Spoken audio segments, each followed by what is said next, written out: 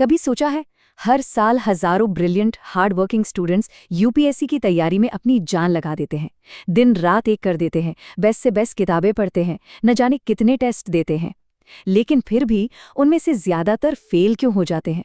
आखिर ऐसा होता क्यों है? इसका जवाब ना नॉलेज की कमी में नहीं है। असल वजह ये है कि उनकी सोच, उनका थिंकिंग प्रोसेस फ्रैगमेंटेड यानी टुकड़ों में बटा रह जाता है। देखिए, यूपीएससी इन्फॉर्मेशन को रिजेक्ट नहीं कर रहा, वो रिजेक्ट कर रहा है वन डायमेंशनल माइंड्स को। और आज हम इसी गुत्थी को सुलझाएंगे। तो चलिए देखते हैं हमारा सफर कैसा रहेगा। सबसे पहले ये समझेंगे कि फ्रैगमेंटेड माइंड फेल क्यों होता है, फिर एक स्टूडेंट के माइंड की फाउंडेशन कैसे बनती है, उसके बाद इंटेलेक्ट की अलग अलग लेयर्स बिल्ड करेंगे, फिर देखेंगे कि इस पूरी सोच को प्रैक्टिस में कैसे लाएं, और आखिर में एक कंक्लूजन पर पहुंचेंगे। ऑलराइट, तो सबसे पहले और सबसे ज़रूरी बात, ये पूरी तैयारी सिर्फ सिलेबस ख़त्म करने के बारे में है ही नहीं, ये है खुद को ट्रांसफॉर्म करने के बारे में। सवाल ये नहीं है कि क्या पढ़ना है, सवाल ये है कि इस पढ़ाई से हम बन क्या रहे हैं। इसे समझने के लिए ना एक मेटाफर लेते हैं। सोचिए कि यूपीएससी माइंड एक हीरे की तरह है। हर सब्जेक्ट जो हम पढ़ते हैं वो इस हीरे के एक अलग फैसेट, एक अलग पहलू को पॉलिश कर रहा है, उसे और चमका रहा है। या फिर एक और तरीका है इसे देखने का। मान लीजिए कि हमारा इंटेलेक्ट एक काउंसिल, एक सभा है, और हर सब्जेक्ट उस सभा में एक मंत्री बनकर आता है अपनी यूनिक विजडम, अपनी खास समझ लेकर। तो सवाल ये उठता है कि ये सब बनता कैसे है? देखिए, इसकी शुरुआत होती है एक फाउंडेशन से, एक स्टूडेंट के माइंड से। यही वो बुनियाद है जिस पर पूरी इंटेलेक्चुअल बिल्डिंग खड़ी होगी। और इस फाउंडेशन के दो मजबूत पिलर्स हैं। पहला, ह्यूमिलिटी यानी विनम्रता। ये हमें एनसीईआरटी सिखाती हैं।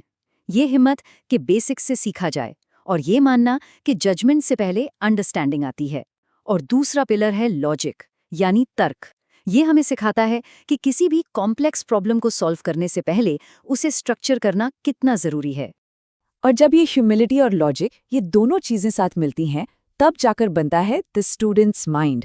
एक ऐसा दिमाग जो ओपन है, डिसिप्लिन्ड है और आगे आने वाली हर चीज़ के लिए तैयार है। अब जब फाउंडेशन तैयार है तो चलिए इस पर इंटेलेक्ट की लेयर्स बनाना शुरू करते हैं। ये है एक मल्टी डायमेंशनल माइंड बनाने का प्रोसेस। सबसे पहली लेयर है एनालिटिकल लेयर। यह हमें आज की दुनिया को डायग्नोस करना सिखाती है। इसमें साइंस हमें सिखाता है ऑनेस्टी, मतलब फैक्ट्स को बिलीफ से ऊपर रखना, और ज्योग्राफी हमें सिखाती है रीजनेबलनेस, मतलब कॉन्टेक्स्ट, लोकेशन और स्केल हमेशा मैटर करते हैं। और जब ऑनेस्टी और रीजनेबल मिलते हैं तो हम आज की सिचुएशन का एक्यूरेट डायग्नोसिस कर पाते हैं। हम दुनिया को वैसे देख पाते हैं जैसी वो है, न कि जैसी हम उसे देखना चाहते हैं। ओके, अब अगली लेयर पर चलते हैं, द गवर्नेंस लेयर। यहाँ हिस्ट्री हमें सिखाती है मैच्योरिटी यानी पेशेंस, और ये समझ कि जल्दबाजी में किए गए बदलाव की कीमत क्या होती है। और पॉलिटी हमें जस्टिस और मॉडर्निटी का रास्ता दिखाती है। ये चेंज के लिए कॉन्स्टिट्यूशनल डायरेक्शन देती है। और जब मैच्योरिटी और जस्टिस एक साथ आते हैं तो बनता है रिस्पॉन्सिबल गवर्नेंस, एक ऐसा बैलेंस जो एडमिनिस्ट्रेशन को ना तो रुकने देता है और ना ही केओस में जाने देता है। चलिए अब सिस्टम से थोड़ा हटकर लोगों पर फोकस करते हैं। अगली लेयर है ह्यूमन लेयर। इकोनॉमिक्स हमें सिखाती है विजडम कि रिसोर्सेज लिमिटेड हैं, चॉइसेस हैं और ट्रेड ऑफ्स करने पड़ते हैं। और सोशियोलॉजी डेवलप करती है इमोशनल इंटेलिजेंस। ये समझने में मदद करती है कि लोग सिर्फ रैशनल इक्वेशंस नहीं हैं। और देखिए, कमाल की बात यह है कि जब विजडम और इमोशनल इंटेलिजेंस साथ आते हैं तो ऐसी पॉलिसीज बनती हैं जो सिर्फ पेपर पर ही नहीं बल्कि जमीन पर भी काम करती हैं। और अब आती है हमारी आखिरी लेयर, द फ्यूचर लेयर। ये स्टुअर्डशिप यानी भविष्य की जिम्मेदारी के बारे में है। एनवायरनमेंट हमें सिखाता है इंटरडिपेंडेंस, कि हर एक्शन का एक कॉन्सिक्वेंस होता है। और साइंस एंड टेक हमें देते हैं इनोवेशन यानी नए सॉल्यूशंस, एफिशिएंसी और अडेप्टेबिलिटी। देखिए, एक सिविल सर्वेंट का काम सोसाइटी को आगे तो ले जाना है, लेकिन उस सिस्टम को तोड़े बिना जो उसे सस्टेन करता है। और जब इंटरडिपेंडेंस की समझ इनोवेशन के साथ मिलती है तब बनती है स्टुअर्डशिप। हम सही मायनों में समाज की देखरेख कर पाते हैं। तो ये देखिए, ये है वो सिंथेसिस, एक आइडियल सिविल सर्वेंट का वर्ल्ड व्यू। ये सभी गुण आपस में जुड़े हुए हैं और इन सब की फाउंडेशन है ह्यूमिलिटी और लॉजिक। ओके, तो थ्योरी तो समझ आ गई, लेकिन इस सब को प्रैक्टिस में कैसे लाएं? चलिए देखते हैं कि इस सिंथेसिस को असल में एक्शन में कैसे बदला जाता है। एक केस स्टडी लेते हैं। मान लीजिए एजुकेशन पॉलिसी बनानी है।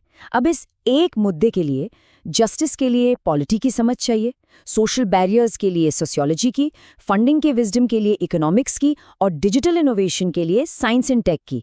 एक मल्टी डायमेंशनल माइंड ऐसे ही सोचता है।